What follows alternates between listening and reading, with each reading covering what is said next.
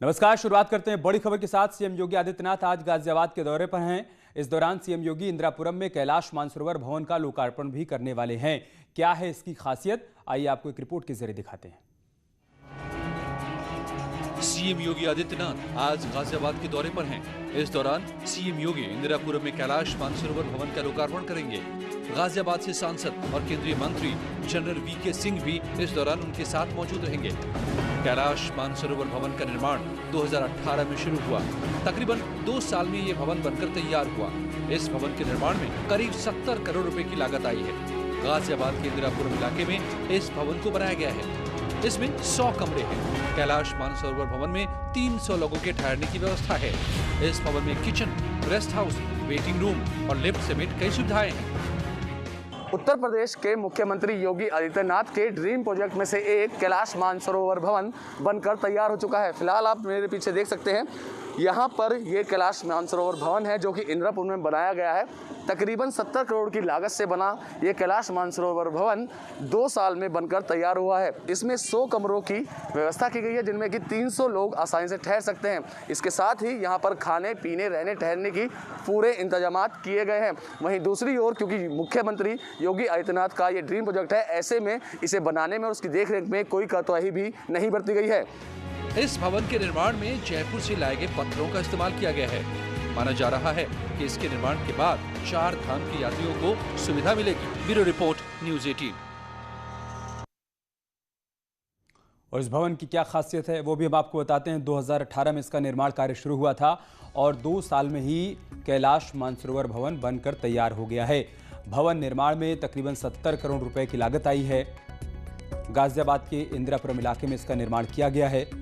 इससे कैलाश मानसरोवर के यात्रियों को सहूलियत होगी क्योंकि 100 कमरे इसमें बनवाए गए हैं और भवन में 300 लोगों के ठहरने की व्यवस्था भी की गई है। Kitchen, rest house, waiting room, lift समेत तमाम सुविधाएं यहां पर मौजूद हैं। इसके अलावा सीएम योगी आज मुरादाबाद के भी दौरे पर रहेंगे। करीब 2 बजे राजकीय वायुयान से मुरादाबाद पहुंच जाएंगे।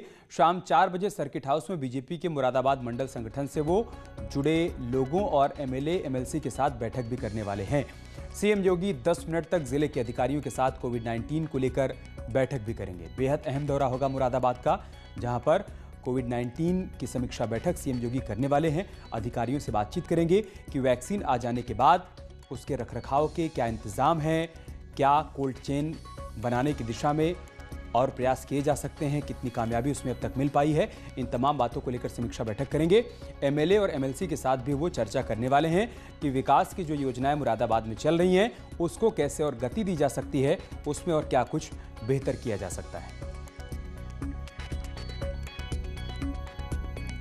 शुक्रवार को हुई योगी कैबिनेट की बैठक में 7 प्रस्तावों पर कैबिनेट की मुहर लग गई।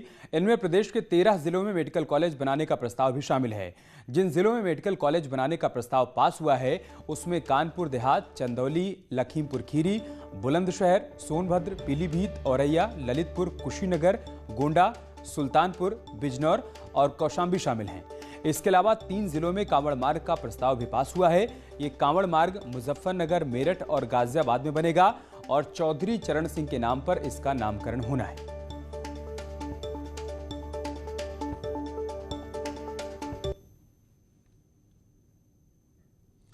तो कैबिनेट की बैठक में जिन प्रस्तावों पर मुहर लगी है वो हम आपको बता रहे हैं। 13 जिलों में मेडिकल कॉलेज बनना है। कानपुर देहात, चंदौली, लखीमपुर खीरी, बुलंदशहर, सोनभद्र, पीलीभीत के वो जिले हैं जहां पर मेडिकल कॉलेज बनाए जाएंगे। औरैया, ललितपुर, कुशीनगर और गोंडा का नाम भी इन जिलों में शामिल है। इसके अलावा सुल्तानपुर, बिजनौर और कौशाम्बी में भी नए मेडिकल कॉलेज खोले जाएंगे।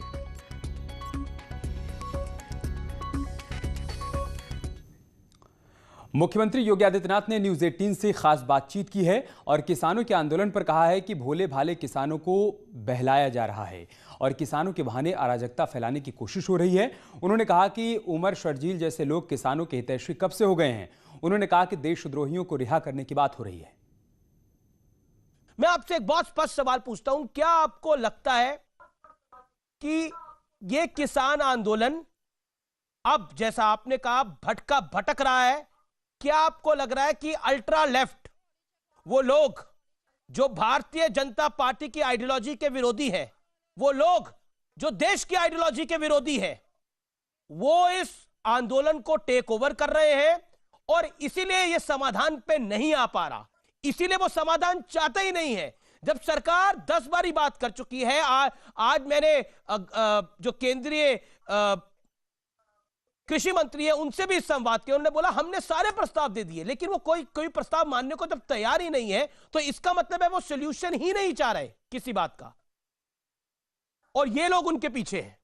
देखिए, हम लोग लोकतांत्रिक व्यवस्था में रह रहे हैं जी। लोकतंत्र की सबसे बड़ी ताकत है संवाद। अगर संवाद बाधित होगा तो स्वाभाविक रूप से जो लोग बाधित कर रहे हैं, इसका मतलब उनका लोकतांत्रिक मूल्यों और आदर्शों पर विश्वास नहीं। और दुर्भाग्य से आपने देखा होगा इस पूरे आंदोलन में नित नई शर्तें जोड़ी जा रही हैं और अब किसानों की बातों को दूर कर दिया गया। अब इसमें उन लोगों को जोड़ने का प्रयास हो रहा है, उन लोगों को रिहा करने की बात हो रही है जो लोग देशद्रोही मामलों में, भारत की एकता और अखंडता को ठेस पहुंचाने के मामले में उस टुकड़े टुकड़े गैंग की पैरवी करता हुआ यह आंदोलन दिखाई दे रहा है जो भारत की संप्रभुता के साथ सदैव खिलवाड़ करने का आदी रहा है।